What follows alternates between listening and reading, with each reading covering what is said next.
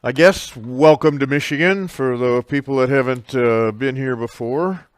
I am up in the northern part of Michigan. If we can, I guess we can see that. This kind of small print down here, but that's Detroit down here. I live up in the northern part of Michigan. It's a resort area where everybody comes to play, and I get to live here, and great place to live, and we love it here.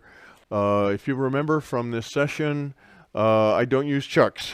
So I never use chucks because it's a weak link. I can do anything faster, thinner, bigger, taller, whatever without a chuck.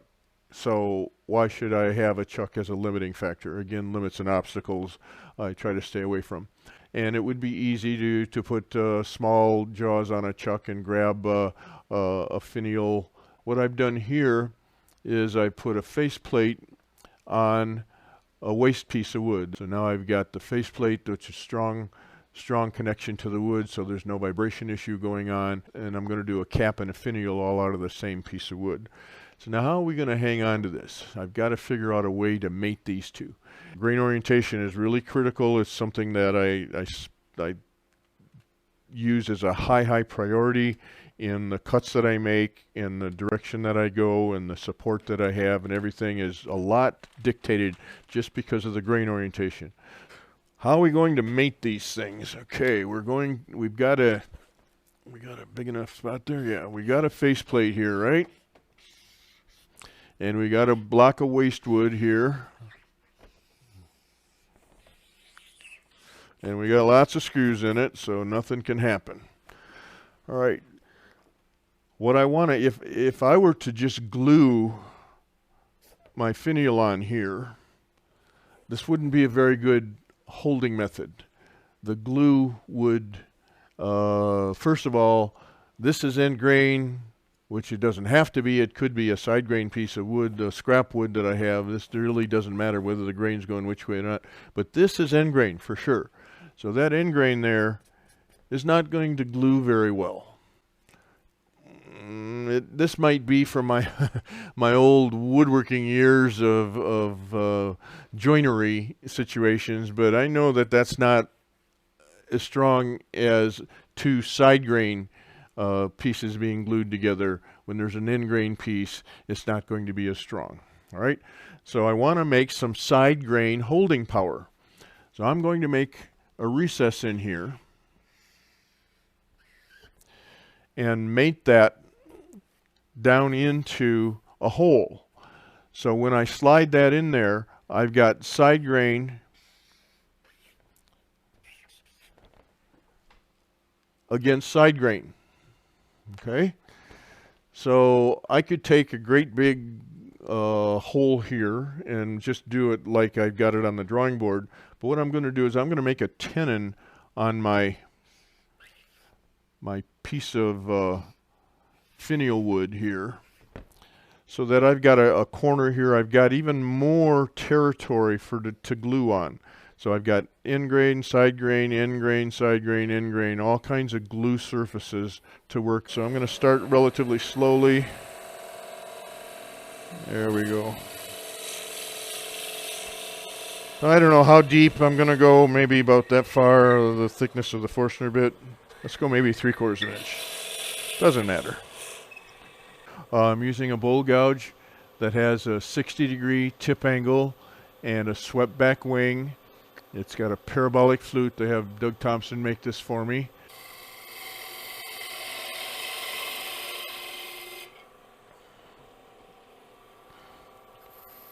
That looks like that's about right.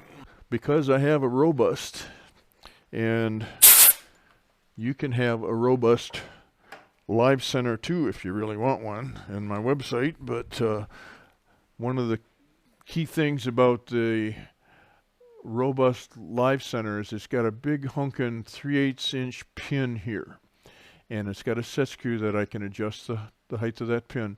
So that pin is for something small like this is strong enough to hold it. I usually wouldn't hog off with something like this, but now that I've got most of the detail done, I can use this to hold this with, and it gives me access. The rest of the live center's not in my way. The pin is sticking out proud to give me some room.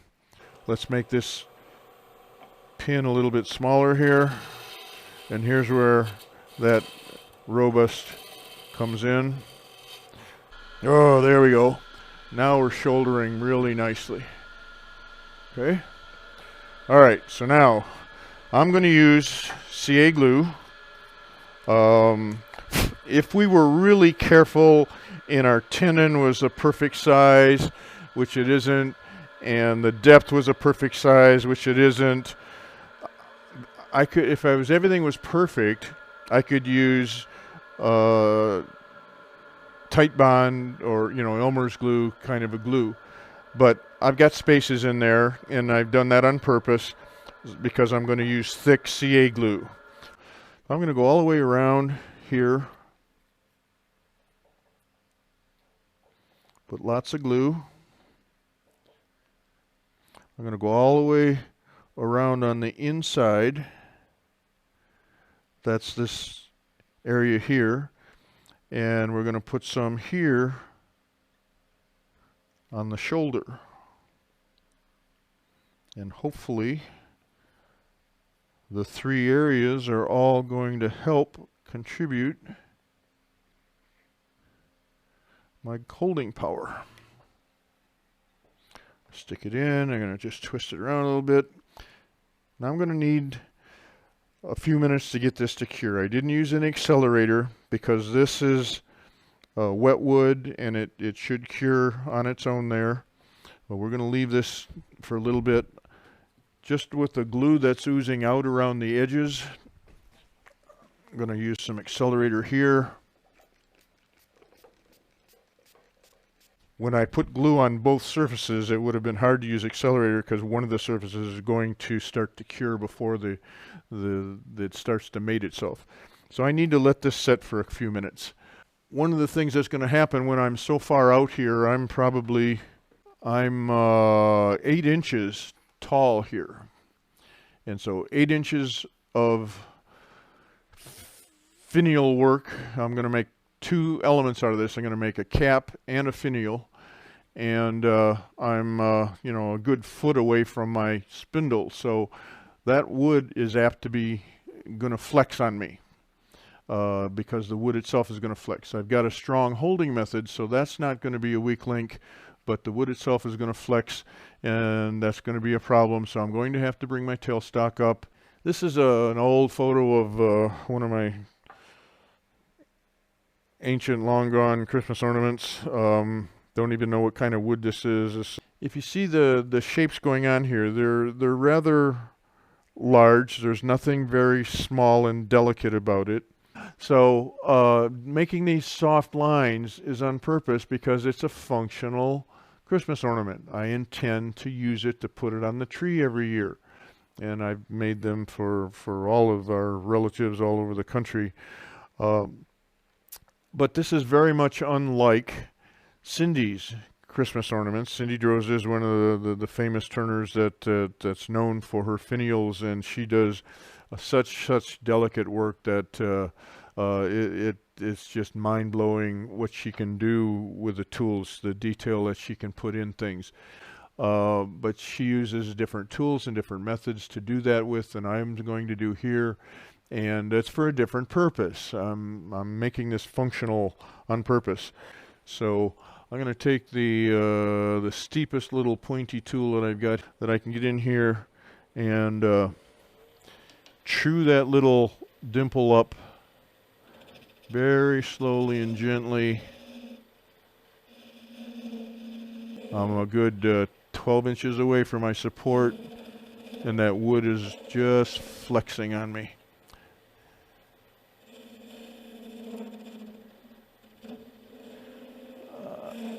I gotta get in the middle. All right, I think I got it.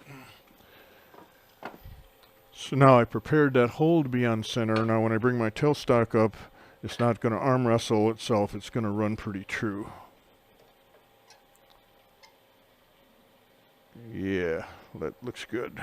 All right, so now I've got some support, and I can be a little bit more aggressive here. So what I'm going to do is make the top first. So I'm going to do the top first, Okay. In this orientation, with the stem of it towards the tailstock and the detail going down into whatever I'm going to do. And what this does is give me the ability to test this.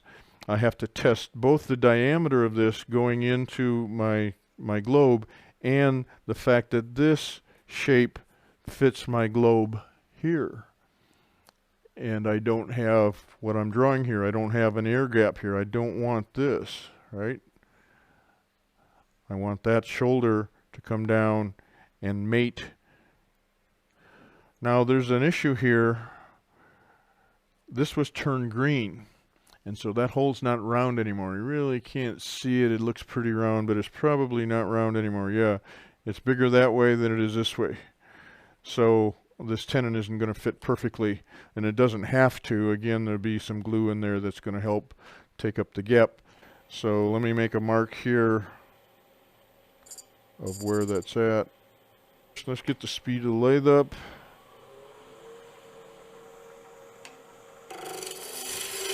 In fact, I can take an awful lot of this down. If my tenon is this big, I only need to have it extend over the edge of it just a little bit more than that. So I can take a whole lot of this out of here, knowing that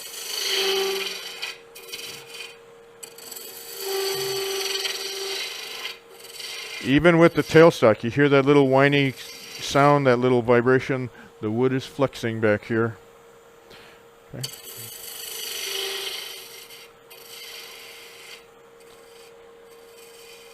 All right, so something like that should work. That's going to be the largest diameter of my cap. All right, so now I'm still going in with my bowl gouge. I don't need a whole lot of tenon here, just enough to seat inside. Some people would use a parting tool for this, right? I just don't like parting tools. They're going to rip stuff up. And so I want to sneak up on this. And again, the steeper angle of the spindle gouge would do a little better job of making this shoulder and undercutting the shoulder, which we're going to have to do. But I want to get the size first, and so I'm going to make a taper.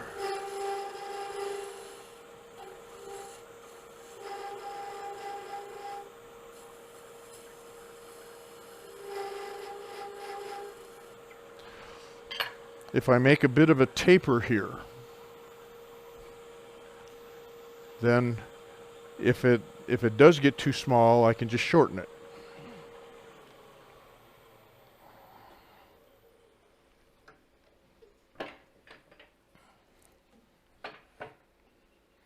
Oh, look at there. I'm right there now. Okay, but now you see my gap. I don't want that gap to be there, and I can make that a little bit smaller diameter now, but I want to undercut the shoulder here to make that seat on the curved line. So I've got to get in there somehow. I can do it with my spindle gouge for a while. Let's see if this works. So I'm going to line up my bevel first, and then I'm going to swing my handle way away from me and start to get that cut happening down, undercutting that shoulder way down in there. Let's do it some more. That's about as far as I can go with my spindle gouge, because the spindle gouge started to hit the shoulder. But look, I'm almost there. Oh, look at how close that is. Just a little hairline, but I don't want that hairline. I want those to shoulder up really nice. So I've got to taper that in a little bit deeper. So I'm going to use, I hate using scrapers. I don't use them very often, but in this case, I'm going to use a pointy scraper to just get in that corner. I'm just going to get right up into that corner and undercut that. Just a little bit more. Doesn't take much, I hope.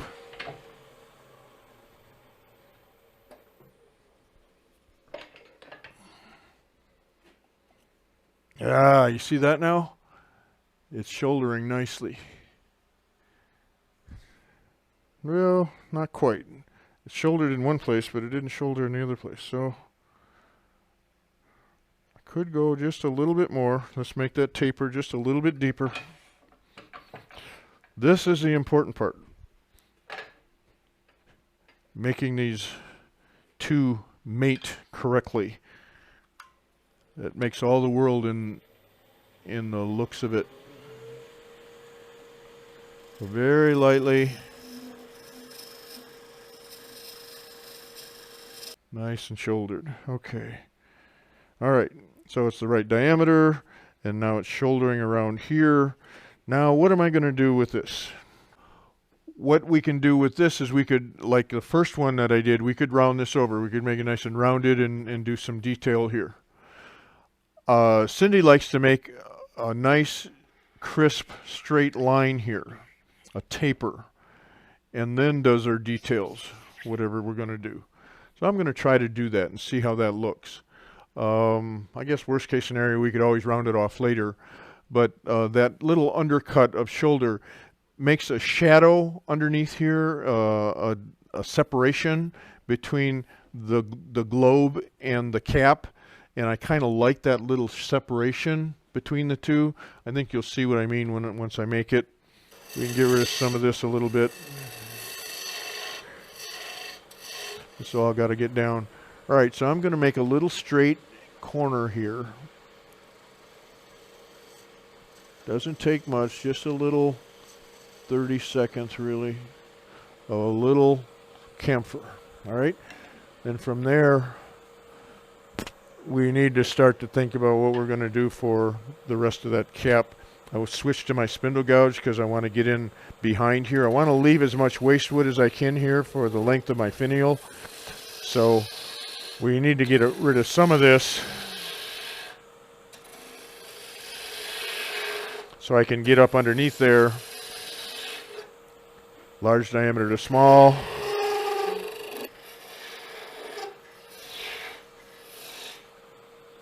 All right, so now that I've got a little crisp detail on the outside, I'm going to use that same little detail on the inside and make a little corner there, a little kind of sharp corner. There you go. See that now? A little taper on the inside and the outside now. I like curve lines, so I don't know, am I going to curve it out? Am I going to curve it in? What am I going to do here? So there's a little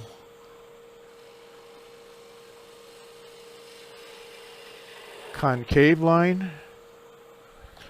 And just for fun, because we can, let's test it. Let's see what it looks like. We can take a view of that. Oh, to me that looks kind of clunky. It's way too thick, isn't it? I want something more delicate. So I'm going to take a lot of this weight out. I'm going to make this taper down much faster. Okay?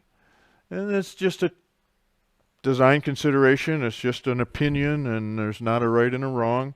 You can do whatever you want here. But I don't like the way that is looking a little bit fat there. So I'm going to take this in further.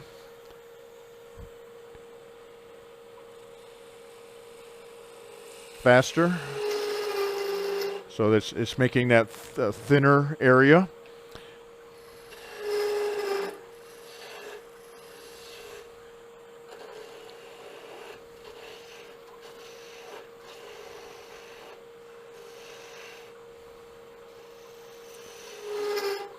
Do I still want it concave? If I do it convex, if I do a little ball kind of shape here, I really want to mate it with the globe. This is really important.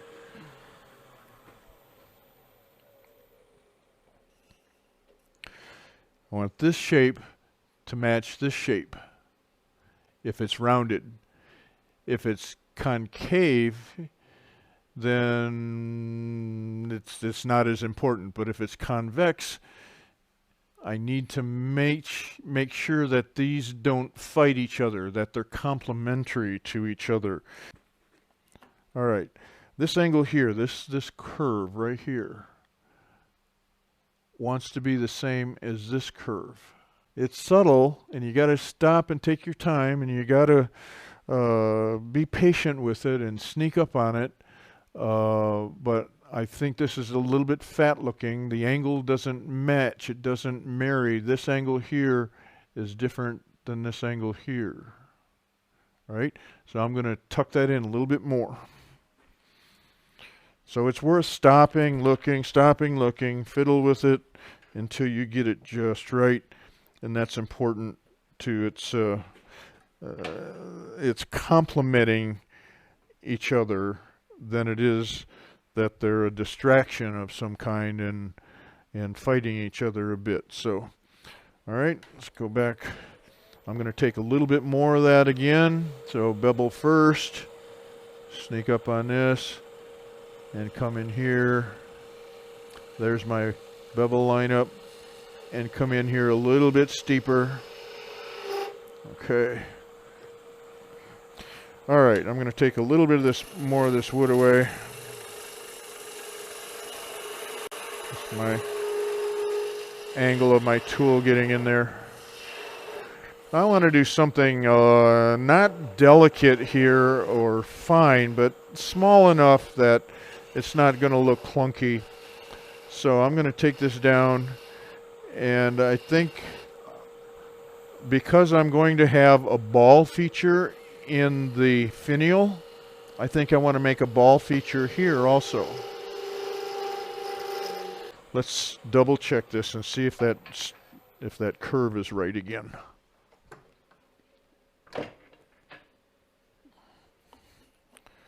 All right, see, now that matches this better. It curves down here better. All right. All right, so now, how am I going to get in here? I guess one way is with the skew, but I'm going to try to use Cindy's tapered tool that's much steeper.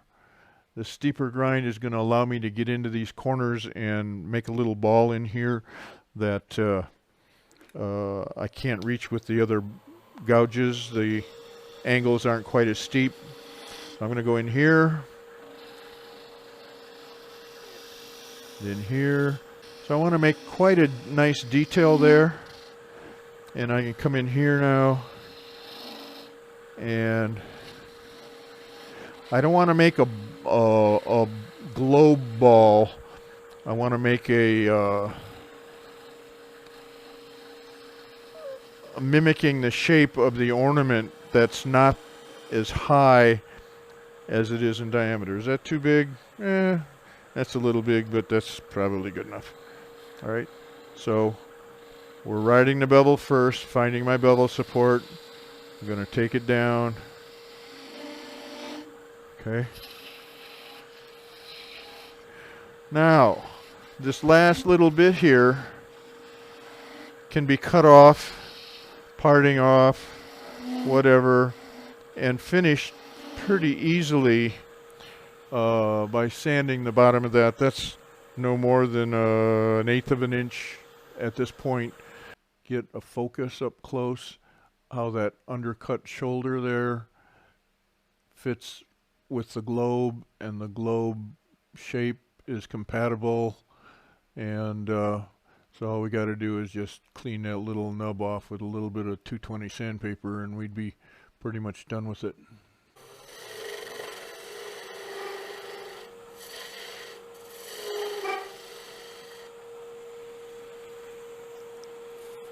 A little bit further.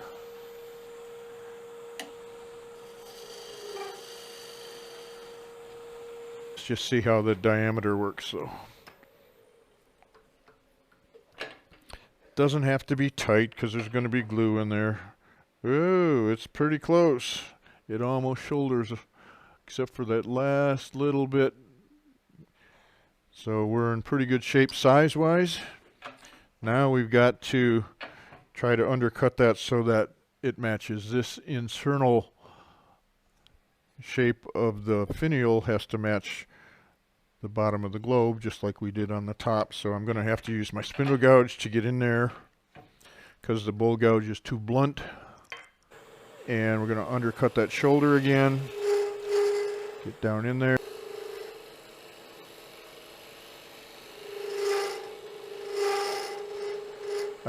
Let's see how I did.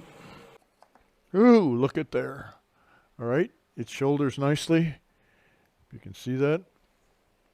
There's no gap there.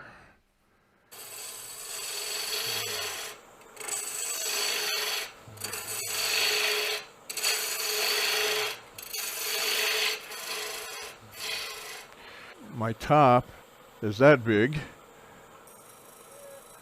and the bottom is about the same, where it's going to shoulder against the globe. So that could be intentional, that you make it the same. I'm intentionally going to make it not the same. I want just my aesthetics. There's not, again, a right or wrong. You do it any way you want. But I like to have the where it seats against the globe a different size on the top and the bottom, just to add a little interest. Whether it does or not, I don't know, it's probably debatable. So I'm going to make this a little bit smaller on purpose, smaller than the top is. All right, and I'm going to take that same little undercut, that little flat area, just to taper that.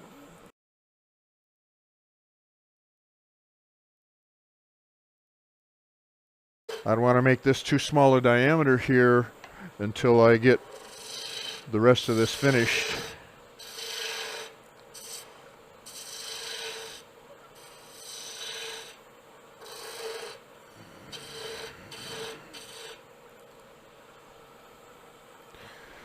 All right, so now let's get into, I want to make that same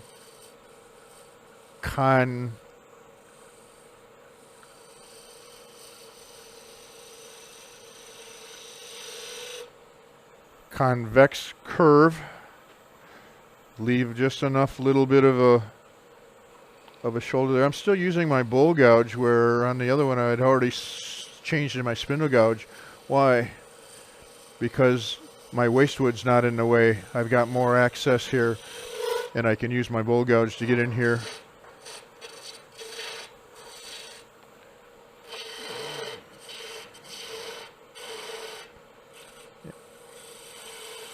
All right, let's stop and take a look. Again, like we did before, I want those two surfaces to be compatible. And so I'm going to look at this and this and say, it's a little bit fat, isn't it? It's a little clunky. So I'm going to take that down a little bit further.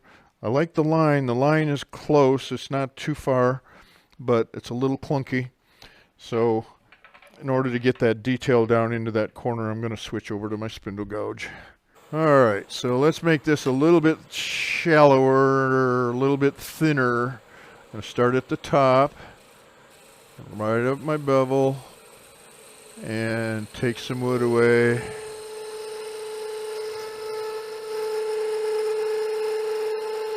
So now that's much more delicate looking, and the line I think is going to be better. Let's get at a point here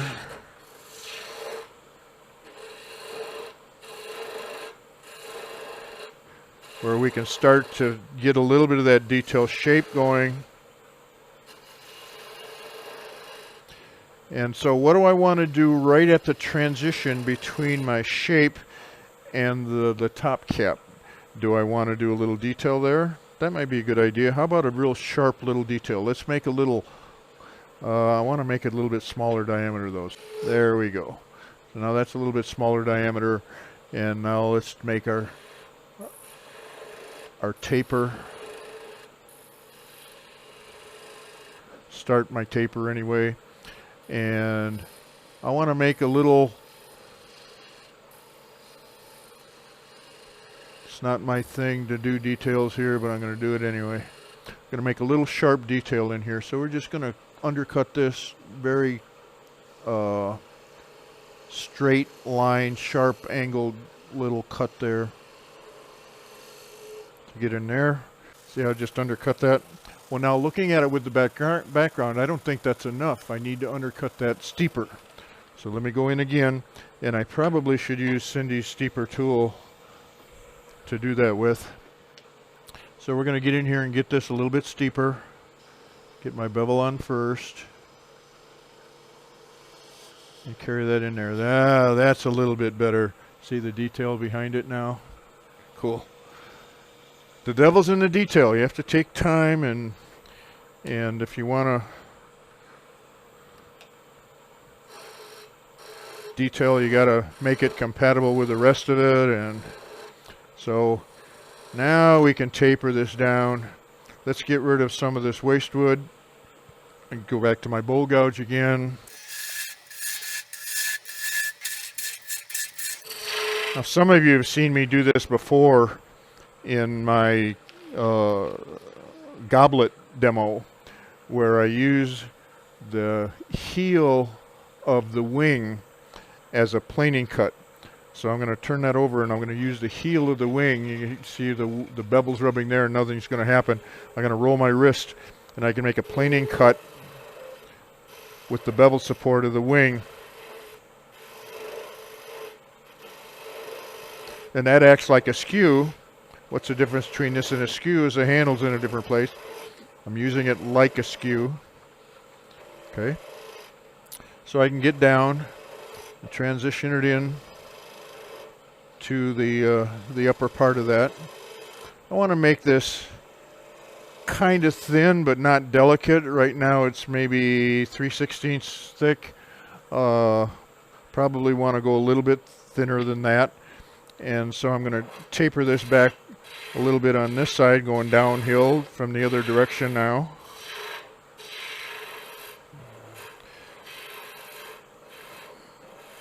Now we're going to go back the other way again, and we're going to taper this down, having the bevel support on the side of the wing, and start to make this a little bit smaller diameter. There we go. Now I think we're getting to the point where it's about the right size. This is a fatter spot than we're going to make down when we finish the other half of that, but I think that's a good size. At least it feels good to me right now. It's really deceiving. Once you get it off the lathe later and finish the detail on the end, you go back up and look at this and say, oh, wait a minute, that was way too clunky, but it's too late. You can't go back. So I'm going to taper this down and then back up again to some detail here. So I'm going to go the opposite direction now.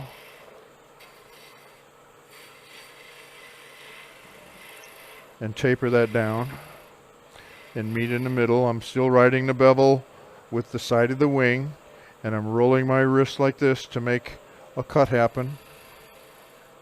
And the trick is to meet in the middle. Ooh, I did pretty good there. All right. So now that's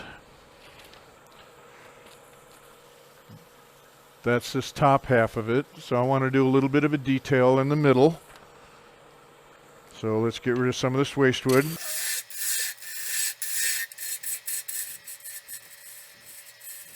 I'm doing that planing cut again, only I'm just making a cylinder now. I'm just preparing that territory there to start some detail in.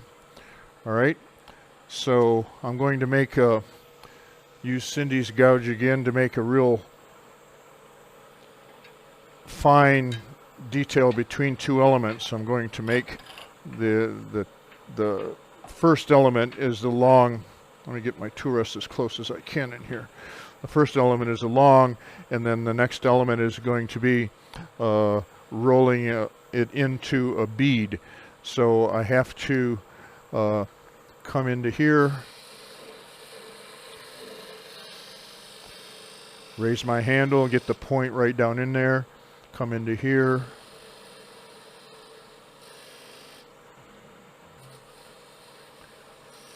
And make a nice, I think that's too big of a bead. I'm going to take my bowl gouge again. Well, that's my spindle gouge. Get my bowl gouge again. I'm going to make this a little bit smaller.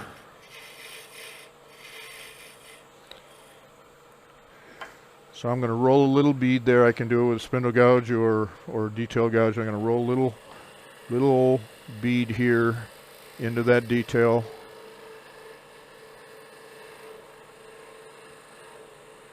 Right down into the corner. Cool. I'm going to roll the bead over the other way.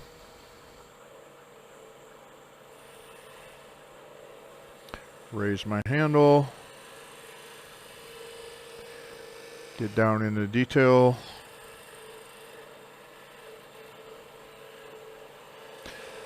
Now I didn't make this a ball. I made it a little bit flat, just like the globe was. It's a little bit wider than it is, or a little bit bigger diameter than it is wide. Okay, so now I need to make this same detail on the other side that I did on this side. So I'm going to grab Cindy's tool again. Let's make that cylinder though first, so I've got a good starting point. I'm going to make a cylinder here.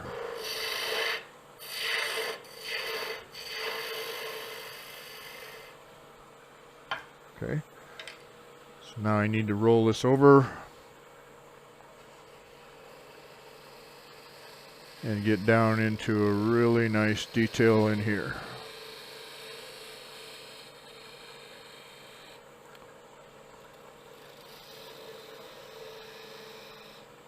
Okay. All right, not bad. I'm gonna say good enough for who it's for. All right, so now we gotta make this final detail, this part in the bottom here, and so we're gonna taper that down even to a smaller diameter than this is, and I want the size to be different also. Make sure that it's a different size, but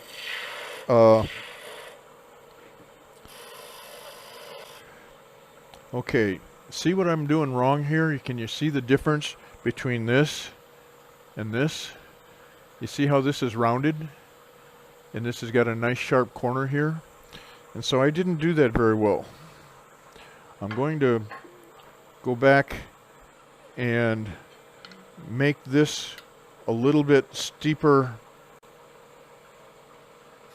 in here.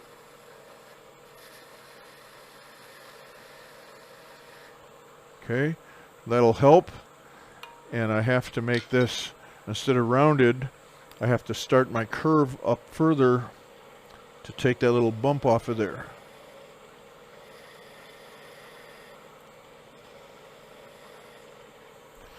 See the difference? Now that little roundedness is gone, I hope. So it's time consuming to do some of this detail and make them compatible to one another and complementing one another. So now this diameter is smaller than this, so that's good. I think I'm going to go down just a little bit smaller yet.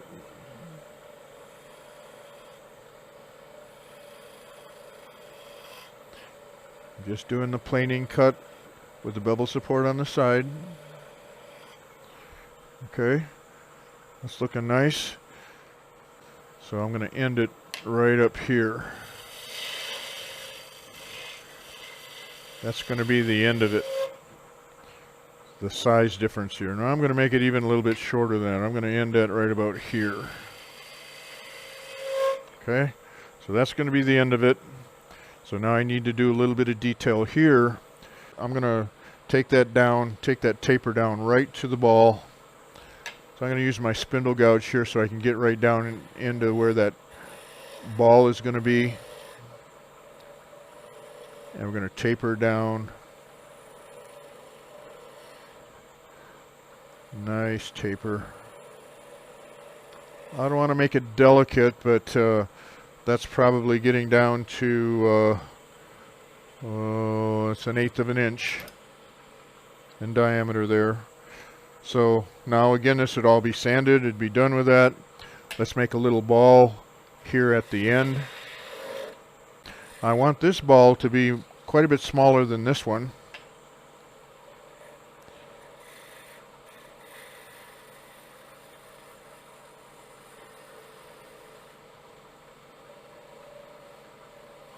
Get right up into that corner.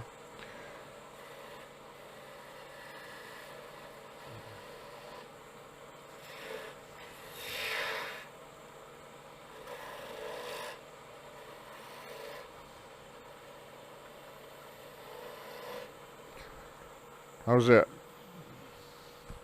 Too big, isn't it? The ball's too big.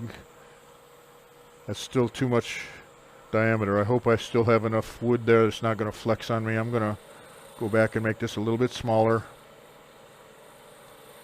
I'm using a spindle gouge the same way that I did my bowl gouge a second ago. I'm riding the bevel on the side. Okay, let's get right down into here. So now I'm smaller than 1/8 of an inch. That looks better already, even with the ball a little bit bigger, but I want to make the ball a little bit smaller.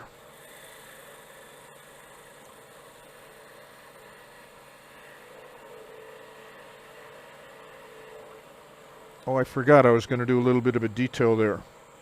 Oh well. Maybe I can. Let's still do a little detail there. Let's do... a little shadow reveal. Let's just make a little bit of a notch in there. Can you see that?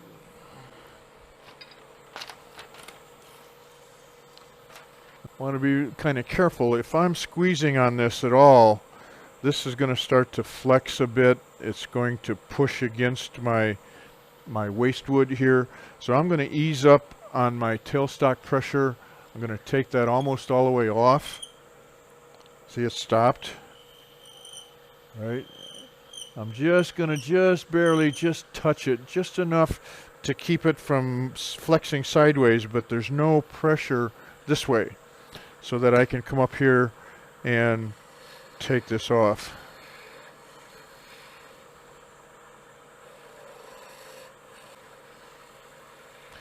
And again, this last little nub that's left over in the bottom, that's going to be I guess I could use a skew maybe, or Cindy's gouge to get in there further and cleaner. But the last few little ingrained fibers that are into that ball, say I've got my ball here and I've got these few little ingrained fibers that I'm going to cut off. The last couple fibers that I cut off could break off and make a little pocket inside the ball. So I really don't want to do that. If I get down to those last 2 or 3 little tiny hair-like fibers, it could damage the ball. That means I'm going to have to sand that top a little bit flat. So I'm going to leave it a little bit tall on purpose, just so that I don't have any damage there. All right, use a steeper gouge.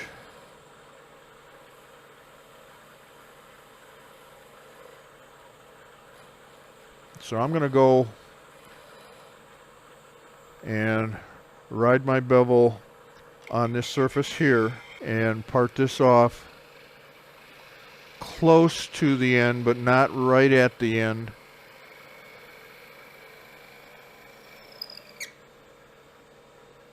Okay.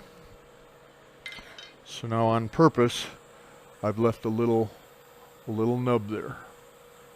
I've got, all I need to do is sand away that little, well, it's just a little 320, 220, 320 sandpaper. It'll take that down and make that nice and rounded just by hand, just rubbing it on sandpaper. So, all right, let's take a good look at what we accomplished.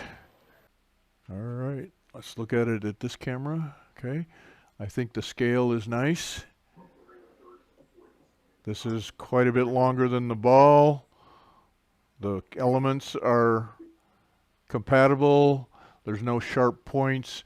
It's not delicate enough to break. So this is a functional Christmas ornament. If you like the kind of teaching I do and the details that I get into, come back and see me again. Do me a favor, if you will, and talk about this on your Facebook page or to your club members. Put it in your newsletter that this stuff is available for a real reasonable price, and even the vendor showcase, even free events that we do, and point them in our direction. There's a lot of us that are doing this, Cindy and Todd and many of us around the country that are doing these remote demos, and so the resources there, that there's a lot of learning and a lot of fun, a lot of entertainment to be seen and watching people turn and do their thing. And there's so many different methods and techniques that you can never get tired of watching it. So promote it on your social media, if you will, and pass the good word that we're doing the job up here, and we'll see you in a few weeks.